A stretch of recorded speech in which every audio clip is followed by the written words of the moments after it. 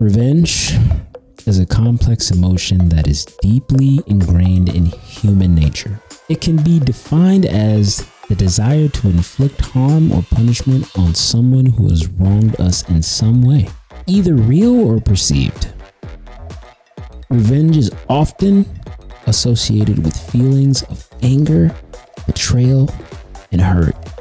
It is often seen as a way to regain power or control over a situation that has caused us pain. While revenge may bring a fleeting sense of satisfaction or closure, it is ultimately a destructive and harmful emotion that can lead to a cycle of violence and suffering. The desire for revenge is understandable. When someone has caused us harm, it is nature to want to respond in a kind way. It can be difficult to let go of anger and hurt that we feel. And revenge can seem like the only way to regain a sense of control over the situation. Revenge can also be seen as a way to restore justice or balance to a situation where we feel wronged. However, revenge rarely brings the satisfaction or closure that we seek. In fact, it often leads to more pain and suffering, both for ourselves and for the person we are seeking revenge against. Revenge can escalate a situation and lead to a cycle of retaliation and counter-retaliation that can spiral out of control. It can also lead to feelings of guilt and shame as we come to realize that our actions have caused harm to others.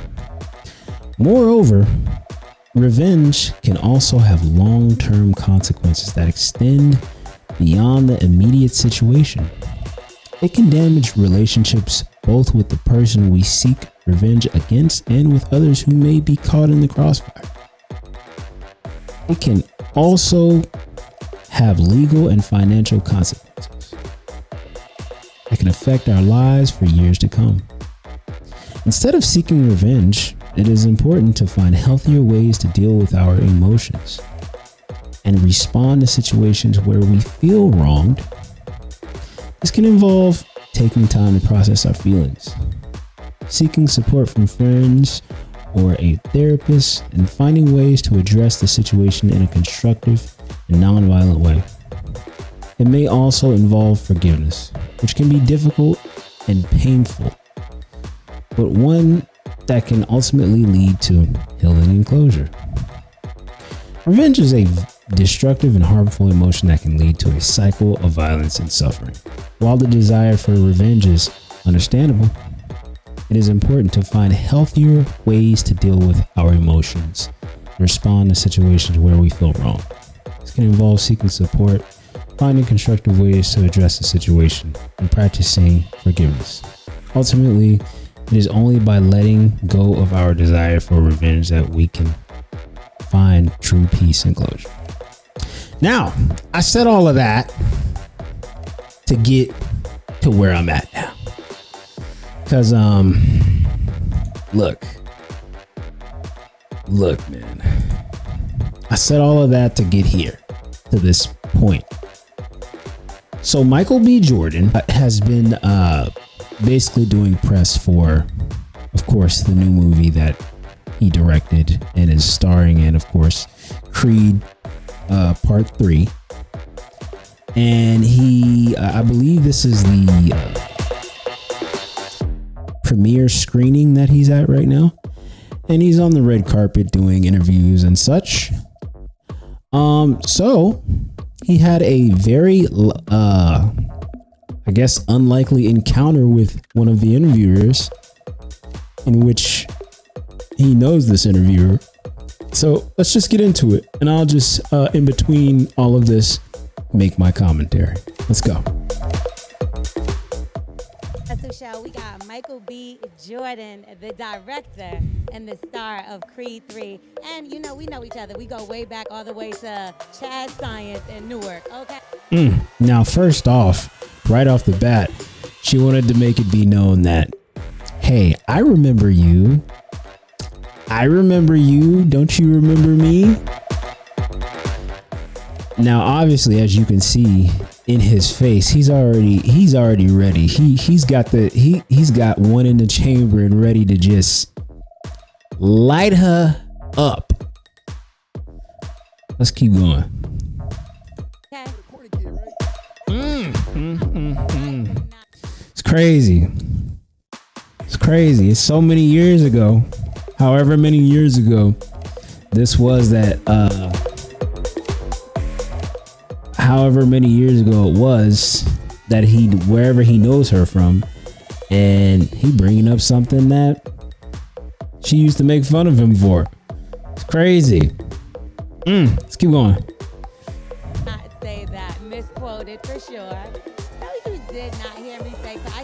So crazy, the lukewarm kiki and caca cackling she got going on, because now he's in her headspace. Talking about, yeah, you remember all that stuff you used to do to me?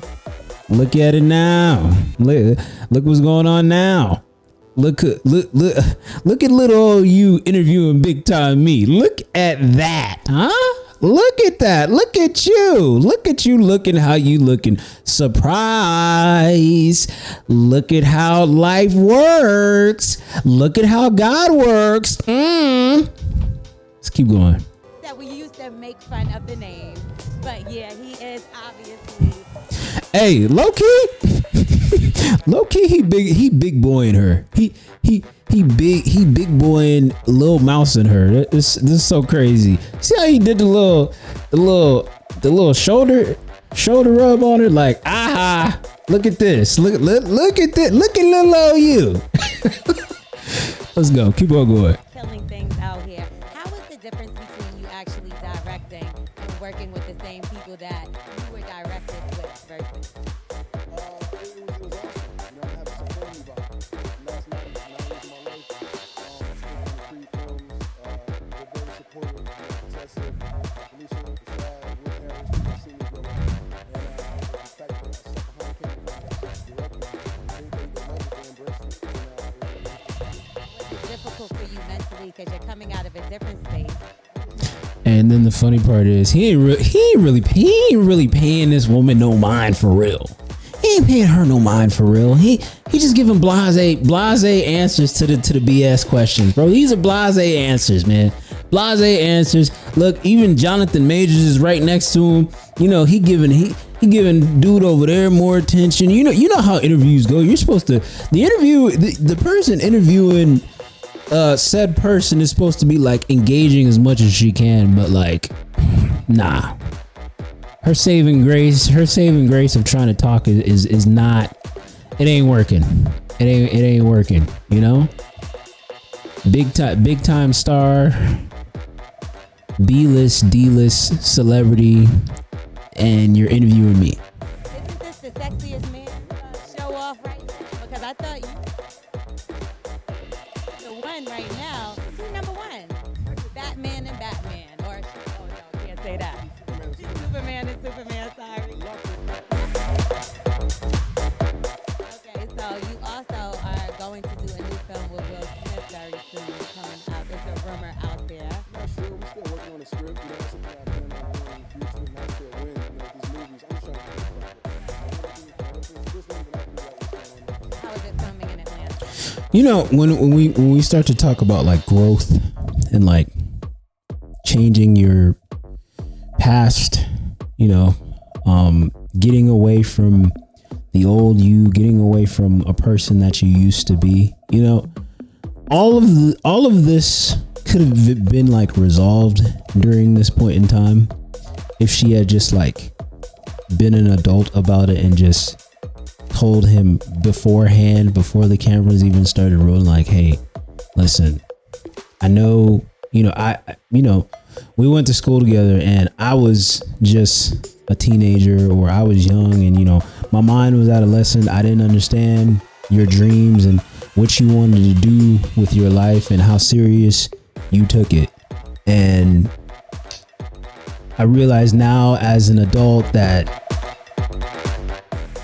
you never make fun of somebody and you never bully somebody and you never attack somebody's dreams, because one day somebody's dreams is going to turn into reality, and you may be the bully, that you may be the person that was making fun of them, and you might be on the other side of that person's dream, and you end up bumping into that person coincidentally, like how it's happened today, how this happened on that day, and she had to be the person to interview him.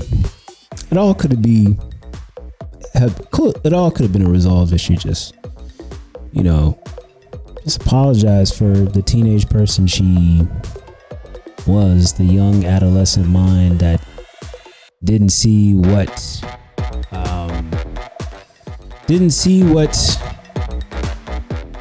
what the man's dream was gonna be, Amazing. Been 4 or 5 films down here, shot a couple television shows, so Atlanta's a second home to me, and I love coming down here. Favorite restaurant here? Oh man, whatever hotel I'm in, their restaurant. Well, you're not corny anymore. Her saying you're not corny anymore is crazy. That was weird. I'm not gonna lie to you, that was pretty weird. The whole thing was weird. She probably, I like, from the body language, I could tell she was uncomfortable. But I mean, hey, never make fun of somebody. Never be a bully, because like I said, you'll meet that person again in life, and you'll have to answer for times of your past against the person.